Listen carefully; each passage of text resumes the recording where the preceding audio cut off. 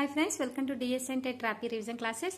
ఈరోజు మనం సైకాలజీలోని very important topic, ప్రతి షిఫ్ట్లో ఖచ్చితంగా వచ్చే క్వశ్చన్ ఎక్స్ప్లెయిన్ చేసుకుందాము. అది ఏంటంటే పియాజే సంజ్ఞానాత్మక వికాస సిద్ధాంతం. ఇందులో నుండి బిట్ రాందే టెట్ పేపర్ ఉండదండి. టెట్ అయినా డిఎస్సీలో అయినా ఖచ్చితంగా ఒక బిట్ వస్తుంది. కాబట్టి దీని గురించి డీటెయిల్గా నేర్చుకుందాం. ఫస్ట్ ఇన్ఫర్మేషన్, స్విట్జర్లాండ్కి చెందిన జాన్ పియాజే సంజ్ఞానాత్మక వికాస సిద్ధాంతాన్ని ప్రతిపాదించాడు. ఏ దేశానికి? స్విట్జర్లాండ్కి చెందిన జాన్ పియాజే. నెక్స్ట్, ఈ సిద్ధాంతంలో పియాజే పిల్లలు తమ చుట్టూ ఉండే పరిసరాలను ఏ విధంగా అవగాహన చేసుకొని సర్దుబాటు చేసుకుంటారో అధ్యయనం చేశాడు. అంటే పిల్లలు తమ చుట్టూ ఉండే వస్తువులను ఏ విధంగా అవగాహన చేసుకొని సర్దుబాటు చేసుకుంటారో దాని గురించి ఎక్స్ప్లెయిన్ చేశాడు. ఎవరు? పియాజే. ఏ దేశానికి చెందినవాడు? స్విట్జర్లాండ్కి చెందినవాడు. నెక్స్ట్, సంజ్ఞానాత్మక అనగా వ్యక్తి తన చుట్టూ ఉన్న పరిసరాలను అవగాహన చేసుకుని సర్దుబాటు చేసుకోవడమే సంజ్ఞానాత్మక అంటారు. నెక్స్ట్, పియాజే ప్రకారం ప్రతి వ్యక్తి జన్మతః కొన్ని సామర్థ్యాలు సంక్రమిస్తాయి. అంటే ప్రతి వ్యక్తికి జన్మతః పుట్టుకతోటే కొన్ని సామర్థ్యాలు సంక్రమిస్తాయి. అవేంటంటే శ్వాస తీసుకోవడం, విసర్జించడం, తిన్న వస్తువులు విసర్జించడం. జన్మతః సంక్రమించిన సామర్థ్యాలను ఏమంటారు? స్కీమాటా అంటారు.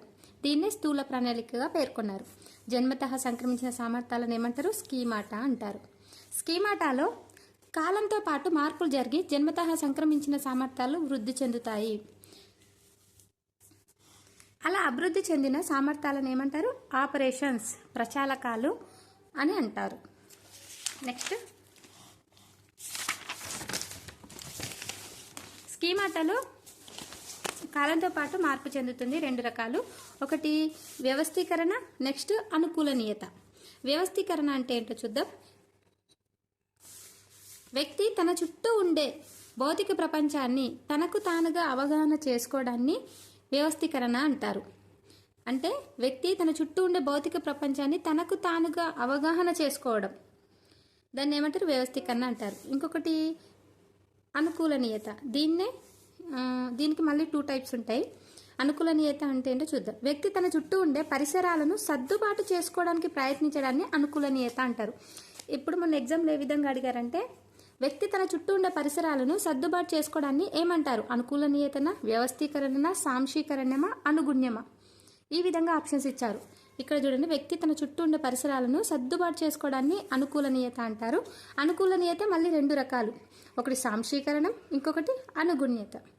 సాంశీకరణానికి స్వాయత్తీకరణం, విలీనం అని పేరు. అనుగుణ్యానికి సానుకూలత అని పేరు. ఈ నేమ్స్ ఖచ్చితంగా గుర్తుంచుకోవాలి. ఇక్కడ ఇవే కన్ఫ్యూజ్ అవుతాయి. అనుకూలనీయతలో 2 టైప్స్ ఉంటాయి. ఒకటి సాంశీకరణ, నెక్స్ట్ అనుగుణ్యత. సాంశీకరణాన్ని స్వాయత్తీకరణ, విలీనం అని అంటారు. అనుగుణ్యాన్ని సానుకూలత అంటారు. మరి సాంశీకరణం అంటే ఏంటో తెలుసుకుందాం. ఈ ఎగ్జాంపుల్ చెప్తా. సాంశీకరణం అంటే, గతంలో గాడిదను చూసిన అనుభవం ఉన్న పిల్లవాడు ప్రస్తుతం కుక్కను చూసి కూడా గాడిదనే అనుకోవడం. అది సాంశీకరణ. అంటే పరిసరాల డిమాండ్ని సర్దుబాటు చేసుకోలేకపోతుండే అక్కడ. అంటే ఫస్ట్ చూసింది గాడిదను, తర్వాత చూసింది కుక్కను. గాడిద కుక్క సేమ్ అనుకోవడం సాంశీకరణ. గాడిద కుక్క వేరు అనుకోవడం అనుగుణ్యత. అంటే ఎగ్జాంపుల్ చెప్పుకున్నా. ఇప్పుడు డెఫినేషన్ నేర్చుకుందాం. వ్యక్తి ప్రస్తుత అనుభవాలను గత అనుభవాలతో పోల్చుకొని ఆ రెండింటికి మధ్య ఉన్న వ్యత్యాసాన్ని గుర్తించలేకపోవడమే సాంశీకరణ అంటారు. వ్యక్తి ప్రస్తుత అనుభవాలను అంటే ప్రజెంట్ అనుభవాలను, గత అనుభవాలను, పూర్వ అనుభవాలను పోల్చుకొని ఆ రెండింటి మధ్య వ్యత్యాసం, ఆ రెండింటి మధ్య డిఫరెన్స్ గుర్తించలేకపోవడాన్ని సాంశీకరణం అంటారు. గుర్తించలేకపోవడాన్ని సాంశీకరణం, సాహిత్యకరణం, విలీనం అంటారు. గుర్తిస్తే అనుగుణ్యం. అంటే పరిసరాల డిమాండ్ని తను సర్దుబాటు చేసుకోలేకపోతున్నాడు, దాన్ని సాంశీకరణం అంటారు. నెక్స్ట్, ప్రస్తుత అనుభవాలను గత అనుభవాలతో పోల్చుకొని ఆ రెండింటి మధ్య ఉన్న వ్యత్యాసాన్ని గుర్తించగలగడం అనుగుణ్యత, సానుకూలత అంటారు. ఎగ్జాంపుల్, గతంలో గాడిదను చూసిన పిల్లవాడు ప్రస్తుతం కుక్కను చూస్తున్నప్పుడు అది ఇది వేరు అని గ్రహించడం, దీన్ని అనుగుణ్యం అంటారు. అనుగుణ్యంలో పరిసరాల డిమాండ్ సర్దుబాటు చేసుకోవడం జరుగుతుంది. ఎందుకంటే పరిసరాలకు తగ్గట్టు తను నడుచుకుంటుండు. ఇప్పుడు అర్థమైందా? దేనికి? అనుగుణ్యానికి సాంశీకరణానికి డిఫరెన్స్. అది ఎందులో అనుకూలనీయతలో 2 పాయింట్స్ ఉంటాయి. ఇప్పుడు సాంశీకరణ, ఇంకోటి అనుగుణ్యత.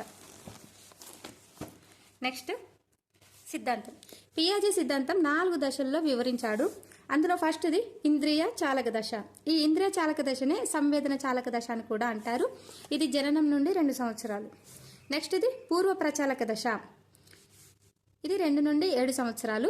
ఈ పూర్వ ప్రచాలక దశలో మళ్ళీ 2 దశలు ఉంటాయి, ఉపదశలు. ఒకటి పూర్వ భావన దశ, ఇంకోటి అంతర్బౌద్ధిక దశ. పూర్వ భావన దశ 2 నుండి 4 సంవత్సరాలు, అంతర్బౌద్ధిక దశ 4 నుండి 7 సంవత్సరాలు. నెక్స్ట్ థర్డ్ పాయింట్ మూర్త ప్రచాలక దశ. మూర్త ప్రచాలక దశ 7 నుండి 11 సంవత్సరాలు. ఫోర్త్ది అమూర్త ప్రచాలక దశ 11 నుండి 16 సంవత్సరాలు. ఇందులో ఏ విధంగానైనా బిట్ అడగవచ్చు. పియాజే దశలు ఎన్ని అని అడగచ్చు, ఇంద్రియ చాలక దశకు మరొక పేరు అని అడగచ్చు. ఇవన్నీ ఫస్ట్ అయిపోయినాయి ఆల్రెడీ టెట్లో. ఇప్పుడు ఏ విధంగా అడుగుతున్నారంటే అప్లికేషన్ లాగా బిట్ ఇచ్చి పూర్వ భావన దశన, అంతర్బౌద్ధిక దశన, మూర్త ప్రచాలక దశ అంటే ఏమిటి, ఎగ్జాంపుల్ ఇచ్చి ఇదే దశ, ఆ విధంగా అడుగుతున్నారు. మనం ముందు నేర్చుకుందాం ఎగ్జాంపుల్తో సహా. ఫస్ట్ ఇంద్రియ ఆర్ సంవేదన చాలక దశ. ఫస్ట్ దశ పేరు ఇంద్రియ లేదా సంవేదన చాలక దశ. ఇది 0 నుండి 2 సంవత్సరాలు. 0 అంటే ఏంటి, జననం నుండి, పుట్టినప్పటి నుండి 2 సంవత్సరాలు అని. ఈ దశలో పిల్లలు 2 నెలల లోపు తమకు తృప్తినిచ్చే కృత్యాలు చేస్తుంటారు. తమకు తృప్తినిచ్చే కృత్యాలు అంటే నోట్లో వేలు పెట్టుకోవడాన్ని, అంటే వాళ్ళకు మంచి అనిపిస్తుంది. పుట్టిన పిల్లలకు, 2 నెలల పిల్లలకు నోట్లో వేలు పెట్టుకొని చప్పరించడం వల్ల వాళ్ళకి హాయిగా అనిపిస్తుంది అన్నట్టు, తృప్తినిచ్చే.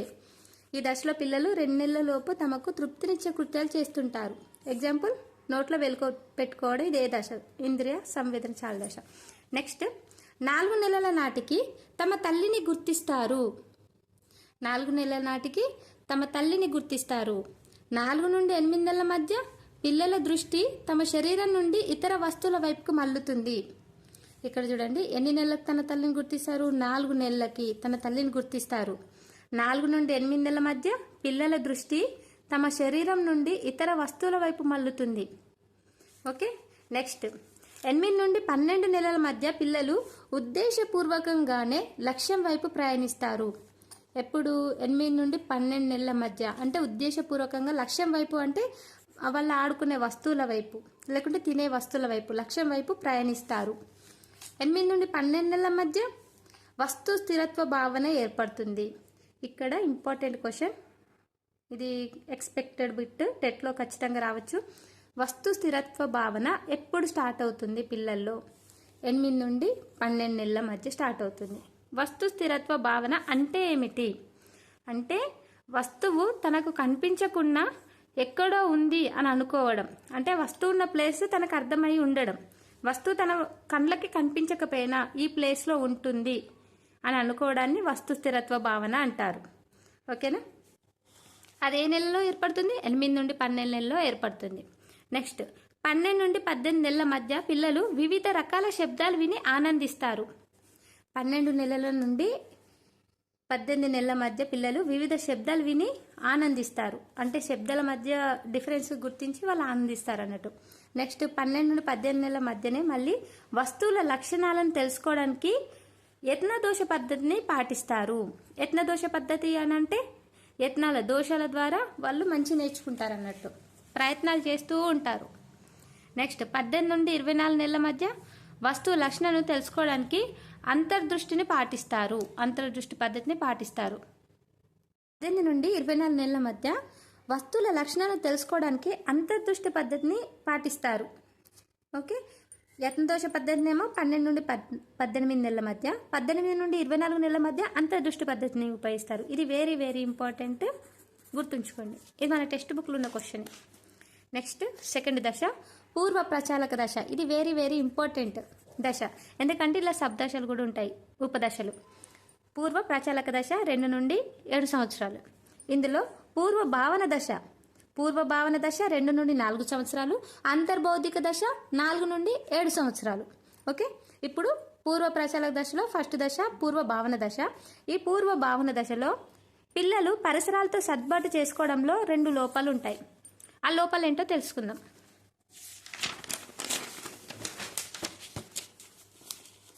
ఫస్ట్ సర్వాత్మక వాదం. 2 లోపాలు ఉంటాయని చెప్పాను కదా, అందులో ఫస్ట్ది సర్వాత్మక వాదం. దీనినే జంతువాదం, యానిమిజం అంటారు. సెకండ్ వన్ అహంకేంద్రవాదం. ఫస్ట్ సర్వాత్మక వాదం అంటే ఏంటో తెలుసుకుందాం. ఎగ్జామ్లో ఈ విధంగానే ఇస్తారు. ఆ సర్వాత్మక వాదం, అహంకేంద్రవాదం, జంతువాదమా యానిమిజమా అని ఇస్తారు. కన్ఫ్యూజ్ చేయడానికి. ఓకే, సర్వాత్మకవాదం డెఫినేషన్ తెలుసుకుంటే మనం ఎటువంటి కన్ఫ్యూజన్ ఉండదు. ప్రాణం లేని వాటికి ప్రాణాన్ని ఆపాదించడాన్నే సర్వాత్మకవాదం అంటారు.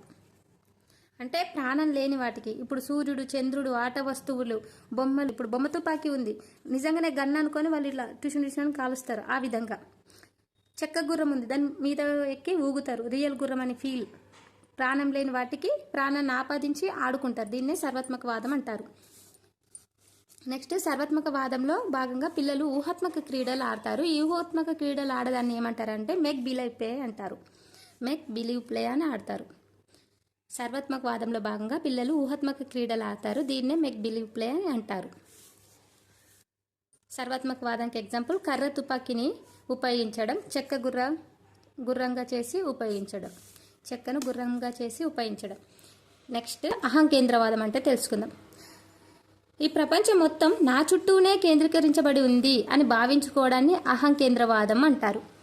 అంటే ఇప్పుడు ప్రాణం లేని వాటికి ప్రాణాన్ని ఆపించడం సర్వాత్మకవాదం. ఈ ప్రపంచం మొత్తం నా చుట్టూనే కేంద్రీకరించబడి ఉంది అంటే నా చుట్టూనే తిరుగుతుంది అనుకోవడం. ఇప్పుడు మనం ప్రయాణం చేస్తున్నప్పుడు సూర్యుడు, చంద్రుడు నాతోనే వస్తున్నారు, ఇప్పుడు బస్సులో వెళ్తుంటే నాతోనే వస్తూ ఉన్నారు అని వాళ్ళు అనుకోవడం, దాన్ని అహంకేంద్రవాదం అంటారు. ఇది ఎందులో? పూర్వభావన దశలో రెండు లోపాలు. ఒకటి సర్వాత్మకవాదం, నెక్స్ట్ అహంకేంద్రవాదం. నెక్స్ట్ సెకండ్ దశ అంతర్బౌద్ధిక దశ.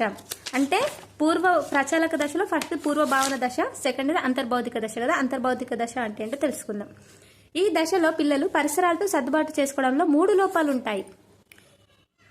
ఫస్ట్ పూర్వభావన దశలో 2 లోపాలు ఉన్నాయి, అంతర్బౌద్ధిక దశలో 3 లోపాలు ఉన్నాయి. అవేంటో చూద్దాం.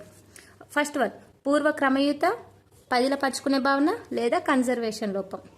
సెకండ్ అవిపర్యాత్మక భావన లోపం. థర్డ్ ఏకమితి. పూర్వ క్రమయుత పదిలపరుచుకునే భావన కన్జర్వేషన్ లోపం, సెకండ్ అవిపర్యాత్మక భావన లోపం, థర్డ్ ఏకమితి. మరి పూర్వ క్రమయుత పదిలపరుచుకునే భావన లోపం అంటే ఏమిటి? అంటే కన్వర్జేషన్ లోపం అంటే ఏంటంటే ఒక వస్తువు యొక్క ఆకారాన్ని, పరిమాణాన్ని కానీ మార్చినా దాని గుణాలు మారవు అని గుర్తించలేకపోవడం. ఎగ్జాంపుల్, 1 లీటర్ బాటిల్ తీసుకున్నా. 1 లీటర్ బాటిల్ ఉన్నో అది ఒకటి సన్నపూరు దల్ల పోసాను, ఒకటి లావు ఉన్న దల్ల పోసాను. గ్లాస్లో పోస్తే సన్న గ్లాస్లో ఇక్కడ వరకు వచ్చింది పోస్తే, ఇలా లావు గ్లాసులో ఇక్కడ వరకే వచ్చింది. ఇక్కడ ఏమనుకుంటాడు పిల్లవాడు, 1 లీటర్ గ్లాసు ఇది సన్నం ఉంది పైదాకా వచ్చింది, ఇది లావు ఉంది కింది దాకానే వచ్చింది. కానీ అతను ఏమనుకుంటాడు, ఇందులో తక్కువ ఉంది ఇందులో ఎక్కువ ఉంది, కానీ పోసింది మాత్రం 1 లీటర్ సేమ్. ఈ విధంగా వస్తువు యొక్క ఆకారాన్ని, పరిమాణాన్ని మార్చినా దాని గుణాలు మారవు అని గుర్తించలేకపోవడాన్ని కన్జర్వేషన్ లోపం అని అంటారు. ఓకే, నెక్స్ట్ ఏ విధంగా ఎగ్జాంపుల్ అంటే సమాన బరువు గల 2 మట్టి ముద్దలు తీసుకొని ఒకదాని ఆకారం మార్చినట్లయితే అదే పెద్దది అనుకోవడం కన్జర్వేషన్ లోపం. అంటే ఇప్పుడు 2 kgs మట్టి ముద్దలు ఉన్నాయి, ఇదేమో వెడల్పుగా పెట్టారు, ఇదేమో రౌండ్గా దగ్గరకు పెట్టారు, కానీ వెయిట్ మాత్రం 2 kgs, కానీ పరిమాణం మాత్రం వేరున్నాయి, కానీ ఇదే పెద్దగా ఉన్నది పెద్దది అని అనుకోవడాన్ని కన్జర్వేషన్ లోపం అంటారు. ఓకే, నెక్స్ట్ అవిపర్యాత్మక భావన లోపం అంటే ఏందో చూద్దాం. ఏ భౌతిక నిర్మాణం తార్కిక నిర్మాణమైనా కూలిపోతే అది నిర్మించలేమనే భావన కలిగి ఉండడమే అవిపర్యాత్మక లోపం అంటారు. ఎగ్జాంపుల్, ఇసుకలో కట్టుకున్న బొమ్మరిల్లు కూలిపోతే తిరిగి నిర్మించలేము అనే భావన కలిగి ఉండడాన్ని అవిపర్యాత్మక భావన లోపం అంటారు. ఏకమితి. ఏకమితి అంటే ఏ విషయాన్నైనా ఒకే కోణంలో ఆలోచించగలిగి భిన్నమైన కోణంలో ఆలోచించలేని స్థితిని ఏకమితి అంటారు. ఎగ్జాంపుల్, ఇప్పుడు 1 2s ఎంత అంటే 2 అంటారు, 2 1s ఎంత అంటే చెప్పలేకపోవడం, అదే ఏకమితి. అంటే ఒకే కోణంలో ఆలోచించడం. రవి నీకు అక్క ఉందా అంటే ఉంది అంటాడు, మీ అక్కకు తమ్ముడు ఉన్నాడా అంటే చెప్పలేకపోవడం, దాన్ని ఏకమితి అంటారు. ఇది ఏ దశలో జరుగుతుంది? సెకండ్ దశ, అంతర్బౌద్ధిక దశలో. పూర్వ ప్రచాలక దశ. పూర్వ ప్రచాలక దశలో 2 దశలు ఉంటాయి కదా. ఫస్ట్ పూర్వభావన దశ, అంతర్బౌద్ధిక దశ. అంతర్బౌద్ధిక దశలో ఉంటుంది ఏకమితి. పూర్వభావన దశలో 2 లోపాలు, అంతర్బౌద్ధిక దశలో 3 లోపాలు. Very very important. మూర్త ప్రచాలక దశ. మూర్త ప్రచాలక దశ 7 నుండి 11 సంవత్సరాలు. ఈ మూర్త ప్రచాలక దశలో ఏ విధంగా అంటే నిగమనాత్మక ఆలోచన కలిగి ఉంటాడు అన్నట్టు. నిగమనాత్మక ఆలోచన అంటే పిల్లవాడు సాధారణ నుండి ప్రత్యేకానికి ఆలోచిస్తాడు, దాన్నే నిగమనాత్మక ఆలోచన అంటారు. నెక్స్ట్ ఈ దశలో పిల్లవాడు తన కళ్ళ ముందు ఉండే విషయాలను మాత్రమే అవగాహన చేసుకుంటాడు. మళ్ళీ పూర్వ ప్రచాలక దశలో ఉండే లోపాలన్నీ అధిగమిస్తాడు. నెక్స్ట్ 1 నుండి 5వ తరగతి పిల్లలకు రేపు పాఠశాలకు సెలవు అని ప్రకటిస్తే 3వ తరగతి పిల్లలు కూడా తమకు సెలవు అని భావించడం, అవగాహన చేసుకుంటారు అన్నట్టు. 1 నుండి 5వ తరగతి వాళ్ళకు అందరికీ సెలవు అంటే 3వ తరగతి పిల్లవాడు మాకు కూడా సెలవు అని అర్థం చేసుకోవడాన్ని నిగమనాత్మక ఆలోచన అని అంటారు అన్నట్టు. అంటే సాధారణ నుండి ప్రత్యేకంగా తయారవుతున్నాడని అర్థం. నెక్స్ట్ అమూర్త ప్రచలక దశ. అమూర్త ప్రచలక దశ 11 నుండి 16 సంవత్సరాలు.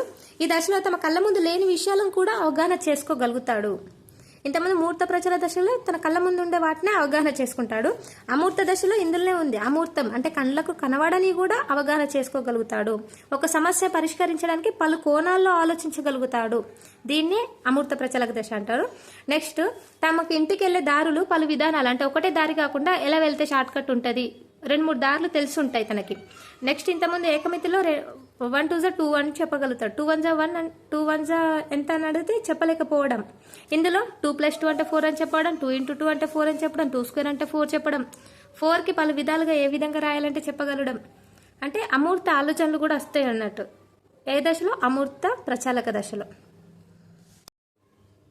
ఈ వీడియో మీకు నచ్చితే లైక్ చేయండి. ఇలాంటి మరిన్ని వీడియోస్ కోసం మన ఛానల్ని ఖచ్చితంగా సబ్స్క్రైబ్ చేసుకోండి. మన ఛానల్లో డిఎస్సి టెట్కి సంబంధించి చాలా వీడియోస్ అప్లోడ్ చేశాను. ఓన్లీ మన ఛానల్ డిఎస్సి అండ్ టెట్ కోసమే అండి. ఖచ్చితంగా సబ్స్క్రైబ్ చేసుకోండి. Thank you.